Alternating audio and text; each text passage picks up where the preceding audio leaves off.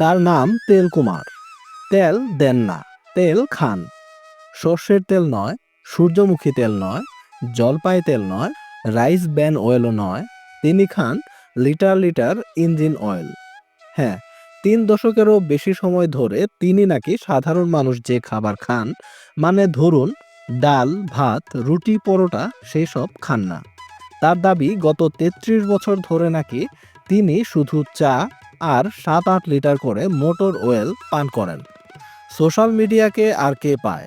হইচই পড়ে গিয়েছে কর্ণাটকের শিবমোগা জেলার এই ব্যক্তিকে নিয়ে। ভিডিওতে দেখা গিয়েছে পথচারীরা তাকে ভাত এবং রুটি খেতে দিচ্ছেন, কিন্তু তিনি সেই সব ফিরিয়ে দিচ্ছেন। তার পরিবর্তে সরাসরি বোতল থেকে চুমুক দিয়ে ব্যবহৃত ইঞ্জিন অয়েল পান করছেন। কালো তেলে তার ঠোঁটও কালো হয়ে যাচ্ছে। তেলকুমার কয়েক দশক ধরে সাধারণ খাবারের বদলে ইঞ্জিন অয়েল পান করে গেলেও কখনো তার কোনো গুরুতর অসুস্থতা দেখা দেয়নি। তাকে হাসপাতালে ভর্তিও হতে হয়নি বা ডাক্তারও দেখাতে হয়নি। তেলকুমারের দাবি তার আধ্যাত্মিক বিশ্বাসের জন্যই তিনি ইঞ্জিন অয়েল হজম করে নিতে পারেন। তিনি জানিয়েছেন তিনি ভগবান আয়াপ্পার উপাসক। তার কৃপাতেই এই বিশেষ ডায়েটে বেঁচে আছেন তিনি। তবে ডাক্তাররা জানিয়েছেন মোটর অয়েলে পেট্রোলিয়াম ভিত্তিক যৌগ থাকে যা মানুষের জন্য বিষাক্ত।